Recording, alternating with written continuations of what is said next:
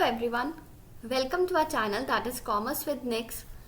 Today we will continue with the unit 1 that is teaching aptitude, and our topic is going to be key behavior and helping behavior. This is about me. So let's begin. So first of all you have to remember the name, okay, Gary D. Borish. He gave 5 key behaviors and 5 helpful behaviors, okay, helping behaviors. And as you can understand by the term key का मतलब क्या हुआ कि ये essential है, okay अगर इन दोनों में से अगर आप देखो की और हेल्पफुल में से कौन से ज़रूरी है, की बिहेवियर्स आर नेसेसरी, ये एसेंशियल है फर्स्ट 5 की बिहेवियर्स, और ये हेल्पिंग बिहेवियर टीचर को असिस्ट करते हैं, हेल्प करते हैं, ओके. और you can say this way also कि की बिहेवियर्स प्राइमरी है और हेल्पफुल बिहेवियर्स सेकेंडरी है. So let us first understand the 5 key behaviours. Understand carefully because and में हम क्वेश्चंस भी करेंगे जिससे कि आपको ये टॉपिक पूरा क्लियर हो जाएगा और आपकी अंडरस्टैंडिंग भी चेक हो जाएगी कि आपको कितना समझ में आया. सो the 5 key behaviours are, okay, first we can like just read it once. देखो, lesson clarity, instructional variety, teacher task orientation, engagement in the learning process and the student success rate. LITES lights key behavior. अगर तो आपको direct ये names आ गए then the question will be quite easy, but कई बार क्या होता है, इसका जो एक्सप्लेनेशन होता है ना, एक्सप्लेनेशन में से स्टेटमेंट फॉर्म में क्वेश्चन आ जाता है, then it might become a little difficult for you. But अगर आप हर एक पॉइंट को अच्छे से समझ लोगे तो आप इजीली उस क्वेश्चन को कर पाओगे. और हेल्पफुल बिहेवियर में क्या है, using student ideas and contributions, मतलब टीचर यहाँ पे स्टूडेंट को हेल्प कर रहा है, तो using student ideas and contributions, structure करना लेसन को, क्वेश्चनिंग करना, प्रोबिंग करना, मतलब स्टूडेंट्स को एक तरह से हिंट देना. टीचर ने स्टूडेंट से कोई क्वेश्चन पूछा, सो टीचर उसको डायरेक्टली आंसर नहीं बताएगा, teacher will probe the student. Last is teacher affect. तो ये भी 5 हेल्पफुल बिहेवियर्स हो गए. अब यहाँ पे यू मतलब कि using student ideas, S structuring, Q से क्वेश्चनिंग, पी से प्रोबिंग, टी से टीचर इफेक्ट. तो की बिहेवियर में LITES एंड हेल्पिंग बिहेवियर में USQPT, ओके, USQPT. बट ध्यान रखना S यहाँ पे भी है और S यहाँ पे भी है, बट यहाँ पे एंड में S है और इसका मतलब क्या है, एंड में क्या होता है, सक्सेस होता है, यस. तो स्टूडेंट सक्सेस रेट है यहाँ पे, और यहाँ पे जो S है, आप हेल्प कर रहे हो तो यहाँ पे स्ट्रक्चरिंग वर्ड आएगा. Now let us understand this one by one. Lesson clarity. जब टीचर स्टूडेंट को कोई भी लेसन समझा रहा है तो वो क्लियर होना चाहिए, एम्बिगुअस नहीं होना चाहिए और अनकॉम्प्लिकेटेड नहीं होना चाहिए, और वहाँ पे डिस्ट्रैक्शंस भी मिनिमम होनी चाहिए, तभी वो मैसेज क्लियर वे में स्टूडेंट्स तक पहुँच पाएगा, कन्वे कर पाएगा कोई भी teacher. Second is instructional variety, मतलब टीचर जो भी इंस्ट्रक्शन देगा उसमें वेराइटी होनी चाहिए, फ्लेक्सिबिलिटी होनी चाहिए, ताकि स्टूडेंट्स को भी इंटरेस्टिंग लगे वो lesson. Teacher can use different types of instructional variety in teaching. Supplementing materials use कर सकते हैं, computer software, display, internet. Here are few examples, you can read it. जैसे अपनी आई कॉन्टैक्ट मेंटेन करना, वॉइस को modulate करना, कम या ज़्यादा करना वॉइस को, जिस टॉपिक पे या जिस सेंटेंस पे आपने ज़्यादा फोकस करना है, स्ट्रेस करना है, तो आप उस लाइन को थोड़ा स्ट्रेस एम्फेसाइज करके बोल सकते हो. Gestures, variety of modes of presentation, बीच बीच में क्वेश्चंस पूछना. तो इन सब चीज़ों से क्या होता है कि टीचर स्टूडेंट का इंटरेस्ट भी मेंटेन कर पाता है, और अगर टीचर इंस्ट्रक्शनल वैरायटी अपने टीचिंग में यूज़ करे. So first was lesson clarity, second was instructional variety. Third is teacher task orientation. Now this is related to the time. जितना ज़्यादा टाइम टीचर किसी लेसन को देगा उतना ज़्यादा स्टूडेंट्स के पास अपॉर्चुनिटी होगा कि वो उस चीज़ को समझ पाए. यस, अगर जल्दबाजी में कोई चीज़ पढ़ा दी तो students might not be able to understand it. So if more time is allocated to teaching a specific topic, then there is a greater opportunity for the students to learn it. To maximize the time spent, अगर आपने ज़्यादा time teaching पे spend करना है तो आपको बाकी की चीज़ें जल्दी करनी होगी. Expedite the giving and collecting of materials, मतलब कि speed up the giving and collecting of material. And prevent or quickly put an end to a distracting behaviour. अगर कोई भी डिस्ट्रैक्टिंग बिहेवियर है उसको उसी वक्त रोकना ताकि आप टीचिंग पे फोकस कर पाओ. इनएविटेबल इंटरप्शंस, इनएविटेबल मतलब कि जिसको आप कभी ख़त्म नहीं कर पाओगे, वो इंटरप्शंस जिस पे आपका कोई कंट्रोल नहीं है. जैसे अगर बाहर से कोई लाउड नॉइज़ आ रही है, कोई कंस्ट्रक्शन वर्क है, या मान लो कि स्कूल में कोई फंक्शन है या एनुअल फंक्शन है, तो उसमें क्या होता है कि जो ड्यूरेशन होती है एक पर्टिकुलर पीरियड की वो कम हो जाती है, तो उस पर तो टीचर का कोई कंट्रोल नहीं है. तो उस तरीके से टीचर को अपनी टीचिंग को या मेथड्स को मतलब एक्सप्लेन करना पड़ेगा या हैंडल करना पड़ेगा. उस सिचुएशन को इस तरह से हैंडल करना पड़ेगा कि टीचर अपना मैक्सिमम टाइम टीचिंग पे डिवोट कर पाए in order to make the students understand the topic well. Okay, teacher task orientation. This was related to the time basically, okay, related to the time and removing the distractions. Engagement in the learning process. As it is clear from this statement also, engagement in the learning process means student को engage करना learning में. Teacher should constantly monitor any seat work और group work, rules set करे when the students can leave the class without disruption. जैसे कि अगर कई बार क्या होता है कि अगर किसी स्टूडेंट को प्यास लगी है क्लास में और टीचर कुछ बहुत इंपॉर्टेंट एक्सप्लेन कर रहे हैं, तो स्टूडेंट्स अगर बीच में टीचर को इंटरप्ट करें कि मे आई ड्रिंक वाटर, तो हो सकता है कि उससे डिस्ट्रैक्शन हो क्लास में. So the teacher can tell the students beforehand कि अगर आपको पानी पीना है तो आप बिना पूछे पी सकते हो. तो उससे क्या होगा, क्लास में डिस्ट्रप्शन भी नहीं होगी और स्टूडेंट्स अच्छे से सुन पाएंगे, समझ पाएंगे.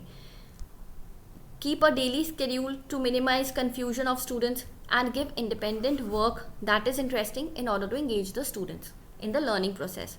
क्योंकि हर एक स्टूडेंट क्या है, यूनिक है. यस, उनको इंडिविजुअलाइज्ड अटेंशन चाहिए.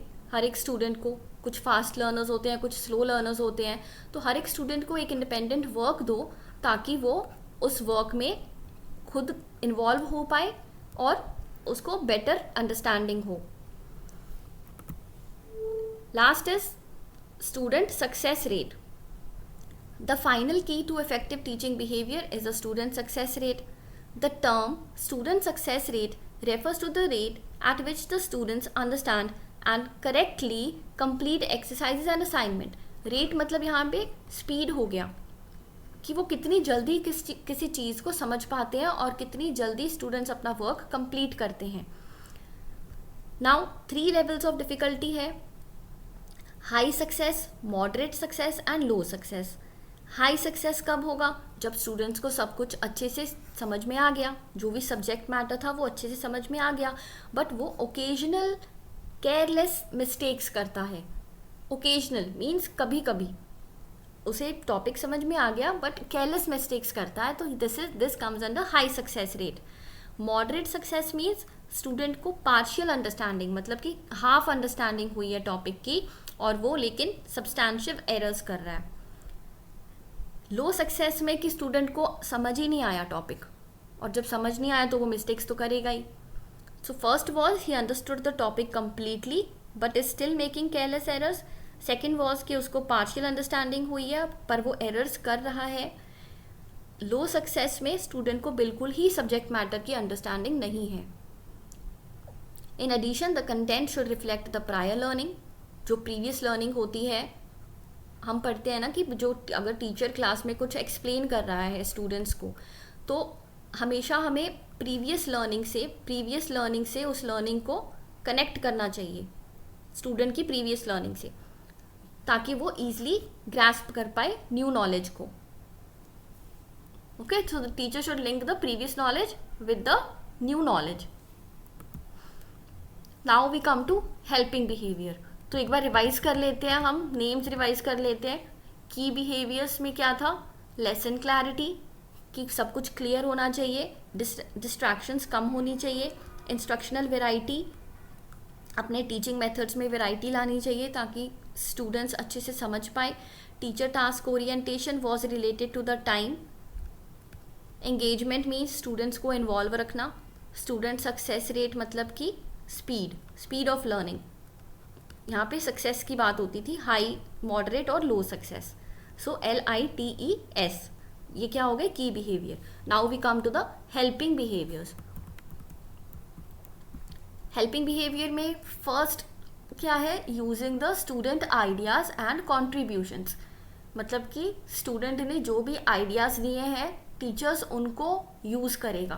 तो देखो, using student ideas and contributions is a behaviour that includes acknowledging, modifying, applying, comparing, summarizing student responses to promote the goals of a lesson and encourage the student participation. ताकि students भी involve feel करें कि हमसे भी कुछ पूछा जा रहा है, नहीं तो वो मोनोटोनस हो जाएगा. यस, अगर आप सिर्फ पढ़ाते जा रहे हो और स्टूडेंट्स को एक्टिवली इंगेज नहीं कर रहे हो लर्निंग प्रोसेस में, then that learning is of no use.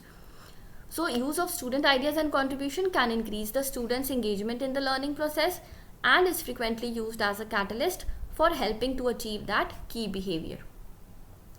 Structuring lesson content, जो टीचर ने ऑलरेडी पढ़ा दिया है उसको समराइज करना, या टीचर जो आगे पढ़ाने वाला है उसको ऑर्गेनाइज करना.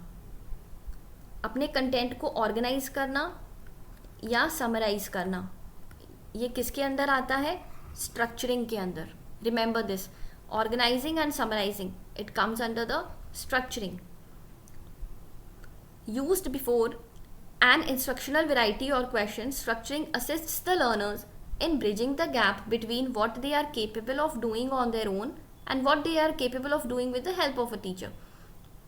मतलब कि स्टूडेंट खुद कितना कर सकता है और स्टूडेंट टीचर की हेल्प से कितना कर सकता है, ये दोनों के बीच में जो गैप है, इस गैप को हम कम कर सकते हैं अगर हम इंस्ट्रक्शनल एक्टिविटी या क्वेश्चंस पुट अप करेंगे तो. उसके बाद used at the conclusion of an instructional activity और question, structuring enforces learned content and places it in the proper relation to the content already taught. वो कनेक्ट कर पाते हैं प्रीवियस नॉलेज और न्यू नॉलेज को. अगर प्रॉपर वे में आप स्ट्रक्चर्ड कंटेंट प्रोवाइड करोगे और समराइज करोगे जो भी स्टूडेंट्स ने बोला या जो भी आपने पहले पढ़ाया. So both forms of structuring are related to the student achievement and serves as an effective catalyst for performing the 5 key behaviors. क्योंकि हम helping behavior पढ़ रहे हैं ना, तो ये key behaviors को assist करते हैं. Third is questioning. Teacher can ask questions in between. तो उससे क्या रहेगा? students engaged feel करेंगे क्लास में. 2 तरह के questions होते हैं, process type and content type. Content type हमने पढ़ा था, I have already made one video on this topic, content questions और प्रोसेस क्वेश्चंस. अगर आपने नहीं देखी है तो आप उसको देख सकते हो, वहाँ से भी क्वेश्चंस आते हैं. Content questions means convergent thinking, मतलब कि इसका सिर्फ एक ही करेक्ट आंसर होगा. ये फैक्ट बेस्ड होती है, यहाँ पे क्रिएटिव थिंकिंग इनकरेज नहीं की जाती. क्रिएटिव थिंकिंग अगर होगी तो वो प्रोसेस ओरिएंटेड क्वेश्चंस में आएगी, क्रिएटिविटी. अब क्योंकि प्रोसेस क्वेश्चंस क्या होते हैं? कॉन्सेप्ट बेस्ड होते हैं. यहाँ पे आप न्यूमरस आइडियाज़ दे सकते हो प्रोसेस में, बट यहाँ पे आप न्यूमरस आइडियाज़ नहीं दे सकते क्योंकि इसका तो सिर्फ एक ही करेक्ट आंसर होगा, जैसे MCQs होते हैं. तो see here it is written that pertains to the material being taught and aims to assess the student's comprehension or recall a specific information. मतलब fact based information को आप just recall कर रहे हो and focus on verifying the understanding of a specific content, कि आपको जो पढ़ाया गया वो आपको समझ में आया या नहीं, उसका सिर्फ एक ही करेक्ट आंसर होगा. So this is convergent questions और content questions. Process based questions में यहाँ पे ऐसे टाइप हो गया, आपको यहाँ पे ऑप्शंस मिलते हैं, आप अपने आप को एक्सप्रेस कर सकते हो, और यहाँ पे हर आंसर को एक्सेप्ट किया जाता है, मतलब कि इसके न्यूमरस आंसर्स हो सकते हैं. ये परसेप्शन पे डिपेंड करता है, हर एक स्टूडेंट की थिंकिंग अलग होगी. और यहाँ पे क्रिएटिविटी इंकरेजमेंट की जाती है, कॉन्सेप्ट पे बेस्ड होता है, और प्रोसेस को हम डाइवर्जेंट भी कहते हैं. Divergent questions. Okay, now we come to probing. Another helping behavior is probing, which refers to the teacher's statements that encourage students to elaborate an answer. Student को एक तरह से आप असिस्ट कर रहे हो. अगर आपने कोई क्वेश्चन पूछा, उसको आंसर नहीं आता, तो आप उसको एक तरह से हेल्प कर रहे हो ताकि वो आंसर खुद बोल पाए. For example, draw out more out of the students responses by getting students to elaborate on their ideas. Okay, एक तरह से असिस्ट करना, हेल्प करना. डायरेक्टली एक्सप्लिसिटली आंसर बताने के बजाय आप उनको हेल्प कर रहे हो, आप डायरेक्ट उसको आंसर नहीं बताओगे. Help the student to discover the content, यहाँ पे डिस्कवरी की बात की जाती है, rather than being explicitly told. मतलब आप डायरेक्टली, एक्सप्लिसिटली मीन्स डायरेक्टली बताने के बजाय आप स्टूडेंट्स को हेल्प करोगे, प्रोब करोगे, ताकि वो खुद डिस्कवर करे कि इसका आंसर क्या हो सकता है. Last is teacher effect. Teacher effect क्या है? एक warm and encouraging classroom climate देना, ताकि स्टूडेंट्स को पता हो कि हाँ, टीचर है जो हमारी हेल्प के लिए अवेलेबल है. स्टूडेंट्स के लिए आपको स्टूडेंट्स को डरा के नहीं रखना है कि हाँ ठीक है, इट इज़ नेसेसरी कि डिसिप्लिन क्लास में होना चाहिए. बट कई बार क्या होता है कि टीचर्स अपना इतना मतलब स्टूडेंट्स को डरा देते हैं कि स्टूडेंट्स डर की वजह से क्वेश्चंस नहीं पूछते. तो ऐसा नहीं होना चाहिए. आपको warm and encouraging classroom environment create करना है, ताकि स्टूडेंट्स भी क्वेश्चन पूछें, इवन दे फील एंगेज्ड, और उनको लगे कि हाँ, टीचर एक फ्रेंड, फिलोसोफर, गाइड की तरह उनके लिए अवेलेबल है. तो टीचर का एंथुजियाज्म, विगर है ना, strength, involvement, excitement and interest during the classroom presentation and willingness to share this emotion with the learners, yes, who will want to reciprocate. A proper level of enthusiasm involves a delicate balance of vocal inflection, gesturing, eye contact and movement. In combination of these behaviors send to the students a unified signal of vigor, involvement and interest that conveys the message that you care. मतलब basically आपने students को ये show करना है कि आप उनकी care करते हो. एक ऐसा एनवायरनमेंट क्रिएट करना जिसमें कि स्टूडेंट्स ऐसा फील करें कि हाँ, टीचर हमारे लिए अवेलेबल है. Okay, warm and encouraging classroom environment, it comes under the teacher effect. So let us revise this also. Using students ideas and contributions. Structuring में हमने क्या पढ़ा था कि आप ऑर्गेनाइज कर रहे हो कंटेंट को या फिर समराइज कर रहे हो. क्वेश्चनिंग में हमने दो तरह के क्वेश्चंस पढ़े थे, एक कंटेंट टाइप और दूसरे प्रोसेस टाइप. प्रोबिंग में आप स्टूडेंट्स को हिंट देते हो. टीचर इफेक्ट में वार्म इन्वायरमेंट क्रिएट करना so that the students feel involved. Okay, now let's come to the questions and test your understanding. Read the question, pause the video. You can also answer in the comment section. आप question पढ़ो और पहले सोचो कि इसका सही answer क्या होगा.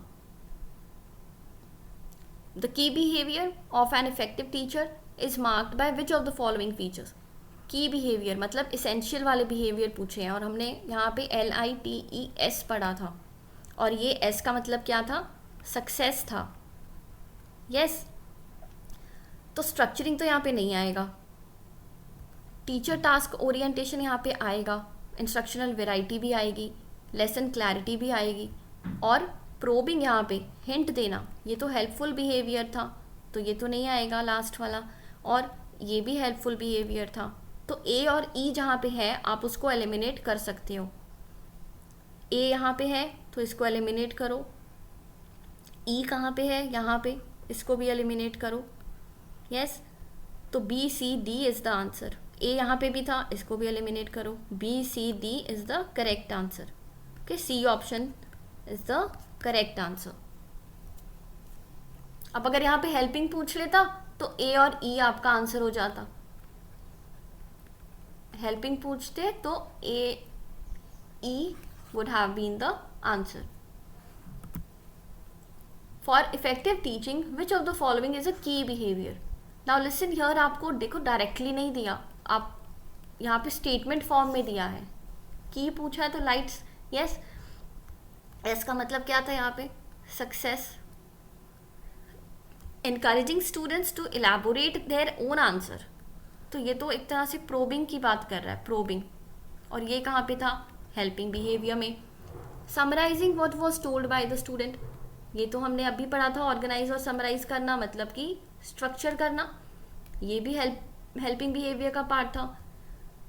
यहाँ पे teacher gives comment for the purpose of organising what is to come, this is also a part of structuring, ये भी हेल्पिंग बिहेवियर है. तो आप आंसर पे पहुंच गए हो. Making ideas clear to the learners, ideas को क्लियर करना मतलब कि लेसन क्लैरिटी की बात हो रही है, लेसन क्लैरिटी. और ये हमने कहाँ पढ़ा था? की बिहेवियर में. फर्स्ट जो हमने पढ़ा था एल से लेसन बिहेवियर नहीं, सॉरी, लेसन क्लैरिटी, की behaviour. So this is your answer. D option is your answer. Third, ये सारे PYQs हैं, जितने भी हम क्वेश्चंस कर रहे हैं, 3 to 4 questions are there I think. ये सब PYQs हैं. ये 2021, this was 2020 and this is 2019. From the list of the effective teaching behaviours identify those which are called key behaviours. इसमें से की बिहेवियर किसे कहा जाता है? मतलब कि lights. Direct, audible and oral delivery to the students, मतलब कि लेसन क्लैरिटी की बात हो रही है. और ये क्या था? की बिहेवियर. तो 1 तो आना चाहिए. Encouraging students to elaborate an answer, ये तो प्रोबिंग है, आप स्टूडेंट्स की हेल्प कर रहे हो, ये तो हेल्पिंग बिहेवियर हो जाएगा. तो 2 नहीं आएगा. अब आप जब आपको पता है कि 2 नहीं आएगा, directly come to the options. अब यहाँ पे 2 कहाँ पे है? बी ऑप्शन में और सी ऑप्शन में. तो ये ऑप्शंस आपको देखने की भी ज़रूरत नहीं है, बी और सी को आप स्ट्राइक ऑफ कर सकते हो. अब 1 आएगा, ये तो आपको पक्का पता है, देखो 1 आएगा. तो 4 5 डी ऑप्शन में 4 5 6 है, यहाँ पे 1 कहीं पे है ही नहीं. तो आप इसको भी एलिमिनेट कर सकते हो. तो आंसर आ गया ए. आप बाकी ऑप्शंस आप नहीं भी पढ़ोगे तब भी आपका आंसर आ गया. But still we will read the options. Warm and nurturing relationship with the learners, relation की बात कहाँ हो रही थी? जब हमने लास्ट पॉइंट पढ़ा था. यस, तो यहाँ पे ये हेल्पिंग बिहेवियर हो गया. रिमेंबर टीचर इफेक्ट, जहाँ पे हम ये वाला टीचर इफेक्ट, ये हेल्पिंग बिहेवियर का पार्ट था. तो ये क्या था? Teacher effect. तो ये नहीं आएगा. वेरिंग मोड्स ऑफ प्रेजेंटेशन, मतलब कि इंस्ट्रक्शनल वेराइटी की बात हो रही है. इंस्ट्रक्शनल वेराइटी, आप अलग अलग तरीक़ों से अपना कंटेंट प्रेजेंट कर रहे हो, ये तो आएगा. की बिहेवियर है. Preventing the misbehaviour with the minimum of the class disruption, disruption को या इंटरप्शंस को कम करना, ये भी कहीं ना कहीं लेसन क्लैरिटी का ही पार्ट था, फर्स्ट पॉइंट की बिहेवियर का. Organising what is to come and summarising. Organising और समराइजिंग कहाँ था? स्ट्रक्चरिंग में था. और स्ट्रक्चरिंग किसका पार्ट था? हेल्पिंग बिहेवियर का पार्ट था. तो हमसे पूछा क्या है? की बिहेवियर. तो ये नहीं आएगा, 6 नहीं आएगा. तो 1 4 and 5, A is the correct answer. 1 4 and 5. Okay, so this way you can solve. अगर आपको एलिमिनेशन टेक्निक आप यूज़ करोगे तो वहाँ पे आपका टाइम सेव भी होगा. जब भी आपको आप 100% श्योर होते हो जब किसी ऑप्शन के लिए कि ये पक्का नहीं होगा या ये 100% होगा, तो आप जस्ट ऑप्शंस पे आ जाया करो. Last question. From the following identify those characteristics which go with in the category of the helping behaviour. अब हमसे क्या पूछा है, HB हेल्पिंग बिहेवियर पूछा है, तो स्ट्रक्चरिंग तो आएगा। हमने कितनी बार ये ऑप्शन आया है, ऑर्गेनाइजिंग और समराइज करते हैं कंटेंट को, तो वो हेल्पिंग बिहेवियर में आता है, ए तो आएगा यहाँ पे। अब ए आएगा तो मतलब कि अब हमें 100% पता है ना कि ए आएगा, श्योर है, तो आप यहाँ पे बी ऑप्शन और सी ऑप्शन में कहीं पे भी ए नहीं है, you can strike it of. अब हम जाएंगे student success rate. Student success rate जब हमने की बिहेवियर में लाइट्स पढ़ा था तो यहाँ पे एस का मतलब सक्सेस था, और ये की बिहेवियर है तो ये नहीं आएगा। तो जहाँ बी ऑप्शन है उसको एलिमिनेट करो, ये रहा बी, इसको भी एलिमिनेट करो, तो आंसर आ गया आपका A C D. But still we will see the other points. Using student ideas, ये तो हेल्पिंग बिहेवियर में फर्स्ट पॉइंट था, using student ideas and contributions. Yes, probing मतलब स्टूडेंट को हिंट देना, ये भी हेल्पिंग बिहेवियर है। बट इंस्ट्रक्शनल वैरायटी क्या है, की बिहेवियर। हमसे पूछा क्या है, हेल्पिंग बिहेवियर, तो ई नहीं आएगा। यस, तो आपका आंसर हो गया A C and D. A, C and D, that is option D. This is your answer. This is very important. यहाँ पे अगर डायरेक्टली आएगा तो आप इजीली आइडेंटिफाई कर सकते हो। लाइट्स और हेल्पिंग बिहेवियर क्या क्या था, US, QP, T। Using student ideas, structuring, questioning, probing, और एंड में था टीचर इफेक्ट। और की बिहेवियर में क्या था, लेसन क्लैरिटी, इंस्ट्रक्शनल वेराइटी, और यहाँ पे engaging the student success rate. और टी से क्या था, हमने यहाँ पे फर्स्ट स्लाइड में भी देखा था ना, टी से teacher task orientation. Yes, time से रिलेटेड जो हमने पढ़ा था, टीचर टास्क ओरिएंटेशन। यहाँ से क्वेश्चंस बनते हैं, so do not it down. अगर आपको सब कुछ समझ में आ गया, अगर आपने सिर्फ ये स्लाइड भी अगर आप कॉपी कर लोगे ना अपने नोट्स में, की बिहेवियर्स, और यहाँ पे शॉर्ट में जस्ट आप लिख लो, लाइट्स लिख लो, USQPT, और यहाँ पे जस्ट 2 वर्ड में लिख लो कि स्ट्रक्चरिंग में क्या है, ऑर्गेनाइजिंग एंड समराइजिंग, क्वेश्चनिंग में कंटेंट एंड प्रोसेस क्वेश्चंस, और टीचर इफेक्ट में वार्म एनवायरनमेंट, और स्टूडेंट सक्सेस रेट में स्पीड की बात होती है। बाकी तो task is related to the time.